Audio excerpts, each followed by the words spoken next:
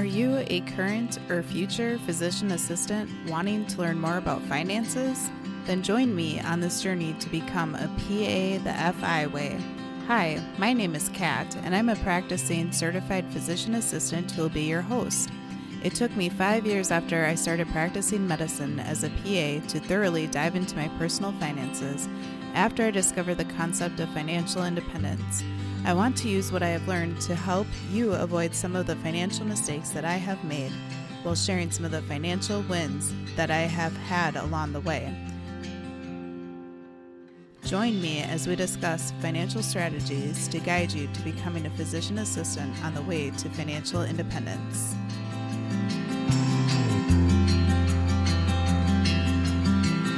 Welcome back, current and future PAs who are interested in learning more about financial independence. I'm your host, Kat, and I hope you are all having a wonderful week and are enjoying the nicer weather that spring has provided. I am currently continuing to work telemedicine from my home because my office is being renovated and I chose not to work there during the construction period. But I came into my office at home this morning and looked out the window and saw a rainbow. And I asked my husband, I said, "Oh, did you see the rainbow outside?" And he said, "Oh yeah, it looks nice. I'm going to try to find the end of it so we can reach 5 sooner."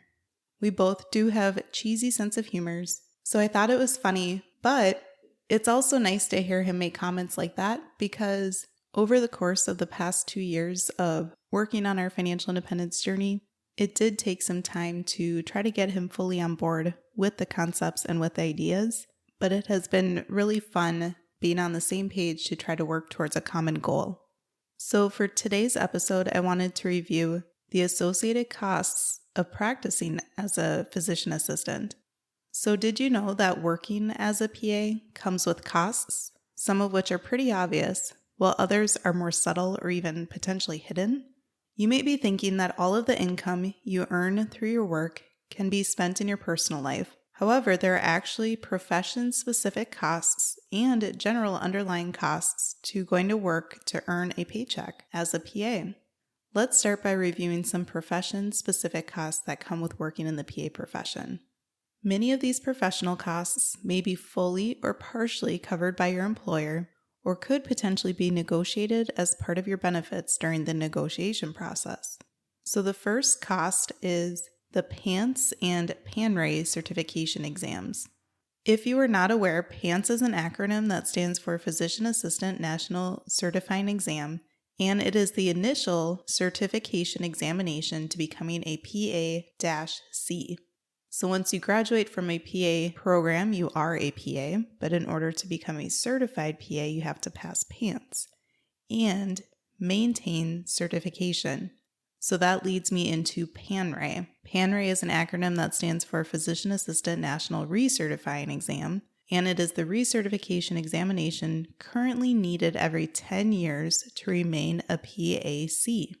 Near when I graduated from PA school about 7 years ago, PAs used to have to take PANRE every 6 years to remain certified, but it has been extended to 10 years, which has been very nice. However, there is currently an alternative to PANRE being piloted, but it is unclear whether this alternative may come to fruition or not. Currently, PANCE costs $475 and PANRE costs $350. The next profession-specific cost is NCCPA's maintenance fee. NCCPA is another acronym that stands for National Commission on Certification of Physician Assistants. This is the organization that you certify and recertify as a PA through. However, it is important to note that not all states require you to be a certified PA or a PA-C to work as a PA in their state. You also log your CMEs that are obtained through their site. Currently, the cost for my certification maintenance fee through NCCPA, which is due in 2022 for me, is listed at $180, which is a fee that occurs every 2 years for the 2-year CME certification cycle.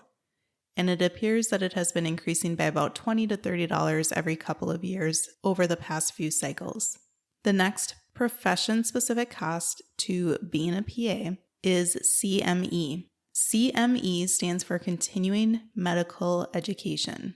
Currently, certified PAs need to complete and report 100 CMEs every 2-year cycle through NCCPA.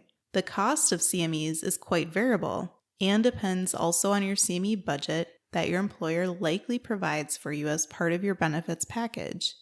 So here's a pro tip. Try to negotiate your CME budget because even $1,000 up to a few $1,000s actually does not go very far after paying the cost of one conference fee, the flight to the conference and back from the conference, hotel and food for the conference, and potentially even a rental car. There are so many great options for CME courses, but you can actually obtain free CMEs in a variety of ways. One of the primary ways being using UpToDate to research topics and record those CMEs that you earn by doing so. Better yet, if your company pays for UpToDate for you, then this would be a free way to earn CME credits. We'll talk a little bit more about UpToDate in a moment here.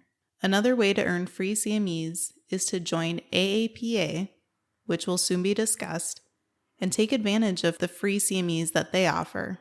The next profession-specific cost of working as a PA is a DEA license. DEA stands for Drug Enforcement Administration. A DEA license is a required license for medical professionals to be able to prescribe and administer controlled substances.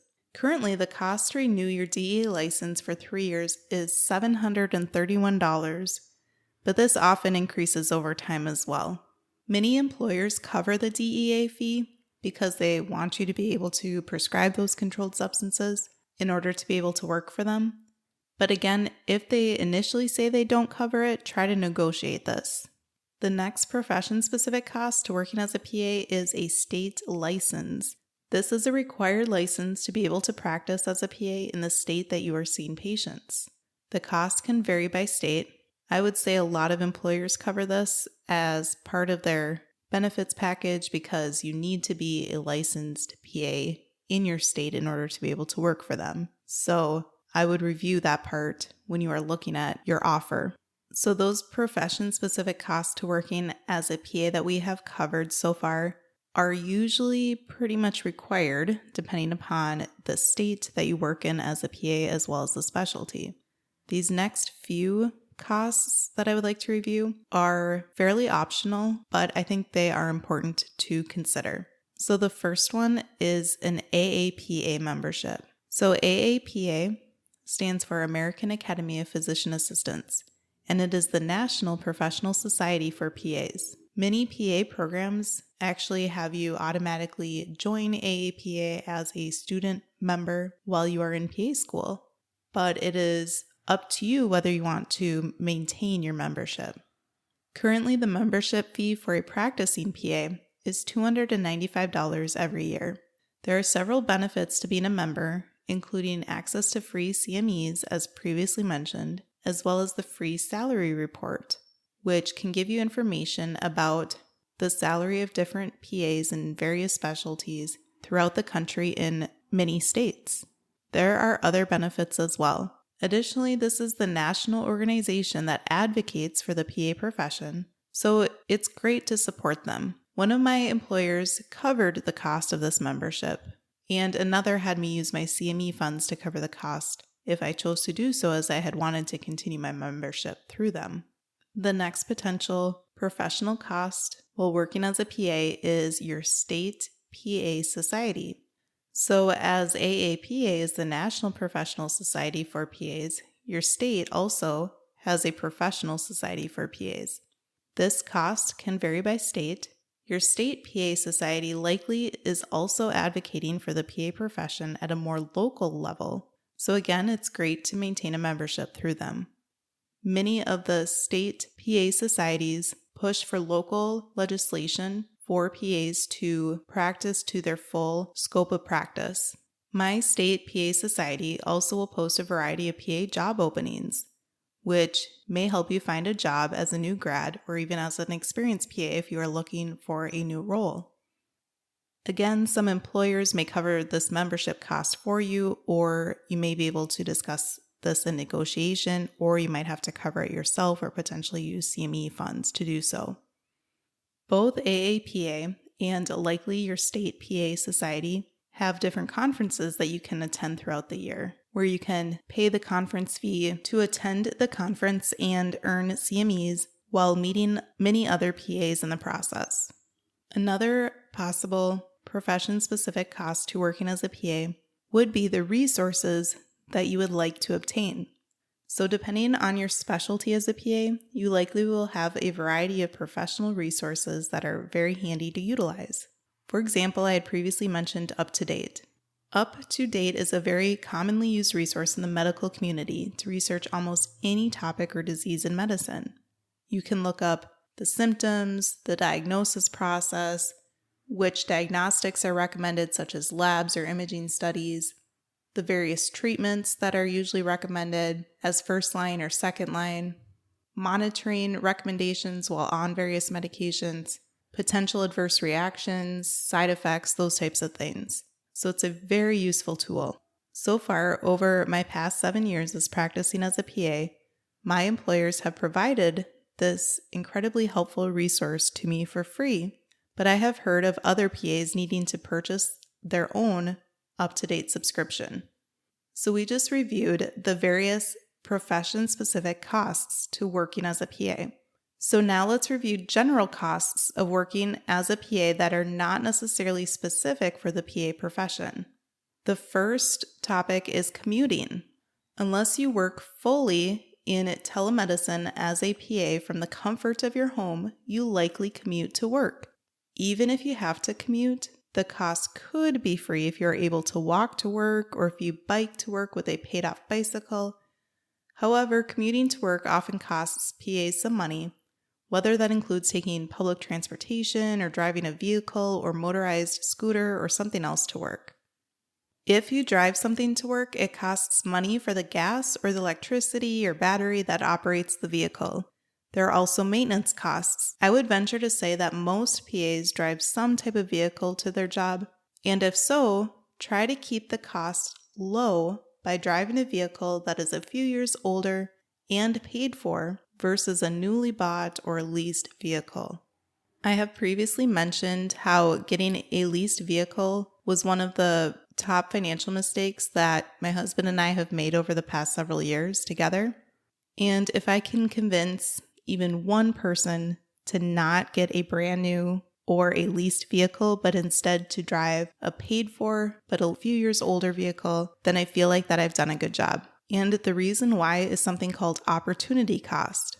So if you are considering a new vehicle, you can figure out what the opportunity cost would be for you to buy a few years older but paid for vehicle versus a newly bought or a leased vehicle by writing down the numbers of the cost in doing so. So not only are newly bought or leased vehicles generally usually more expensive than a vehicle that is a few years old, but if you take that monthly payment amount for that leased vehicle and plug it into a compounding interest calculator that you can find online, along with the specifics of how many months the lease would be for, and then pick a timeline such as 10 years, 20 years, 30 years, to see how much that monthly payment amount over the course of usually about 3 years or so can increase over time when it's compounded, versus you paying a flat amount for a car, you will see how much of an opportunity cost it is to spend a lot of money on a brand new car or a leased vehicle. I do recognize that some older cars can have maintenance costs or might not be as efficient on miles per gallon when it comes to fuel. But if you purchase a car that's only a few years old instead of many years old, you might be able to bypass some of those issues. But again, this is another example of where personal finance is personal. So you may choose to spend more money on a vehicle if that's the route that you would like to go. I just really encourage you to take a look at the opportunity cost in doing so and decide if driving that new or leased vehicle is something that you truly value, because if it is, go for it. Additionally, if you do purchase a new vehicle and plan to drive it throughout its lifetime, so several years, at least 10 years, maybe 15 years or so, then buying a new vehicle can often be the way to go. The next general cost of working is work attire. Now, depending on your specialty and your employer, you may have to pay for your work clothes, whether they be business casual or scrubs. Some hospitals actually do provide scrubs for you, but many PA positions require you to wear your own clothes that you have had to pay for. Don't forget the costs of shoes as well, whether they are some comfy clogs like Danskos or comfy tennis shoes like New Balance or Hoka shoes, or fancy heels or other dress shoes, they can all be a pretty penny. The next category is lunches. You can keep the cost of lunch pretty low by bringing a packed lunch with you to work, but if you instead go out to lunch with your coworkers or order a delivered lunch many days in a week, the cost can drastically add up over time. Now again, if ordering a lunch or going out to lunch is something you truly value, then you may elect to continue to have those types of lunches if that's what you would like to do. The next category of general costs of going to work is daycare or childcare. If you are going to work as a PA and don't have a spouse or other family member that is able to watch your kiddos for free, then there is likely a cost for their daycare or childcare that needs to be factored in, depending on their ages. So we have reviewed some examples of profession-specific costs and general costs that are associated with working as a physician assistant. These lists were not all-inclusive, as there are a variety of costs that may occur due to working. If you do choose to pursue financial independence and are thinking you may retire early, then take into consideration how much continuing to work is actually costing you financially. But we just reviewed the financial costs with working as a PA, but we did not cover the other life costs, such as possibly missing out on spending time with your family or even some of your kiddos' activities as they grow up. Additionally, depending on your specialty and work environment, the stress of working may have some underlying mental health costs as well. The time of your commute is also a cost that is not a financial cost, but rather the cost of you spending your precious time away from your family and friends heading to and from your job. The point of this episode certainly was not meant to make you feel overwhelmed or guilty about working as a PA, because we need excellent PAs like you to be out there practicing medicine and taking care of your patients. But rather, the point of this episode was to bring awareness that the cost of work needs to be factored into your finances for a more complete picture. Thanks for taking a listen today to this episode, and I hope that you've decided to join me in pursuing financial independence as a PA to allow more options to open up, along with the flexibility and freedom that financial independence can provide for you. Once you reach financial independence, work is something that can be optional, or that you can decide to change to whatever you feel like would be ideal for your situation. I hope you take a moment to subscribe to this podcast, write a review if you're able to do so, and share it with another current or future PA out there. Take a look at the show notes if you would like to follow along on Instagram or join the private Facebook group for PAs on their way to financial independence, or if you'd like to check out blog posts that have been posted on my website.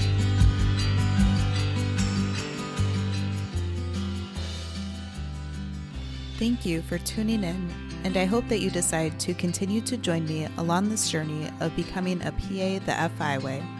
Please take a moment to press the subscribe button on the platform that you are listening to this on, but more importantly, consider sharing with another current or future PA that could benefit from the information that we reviewed in this episode. Take care and have a great rest of your day.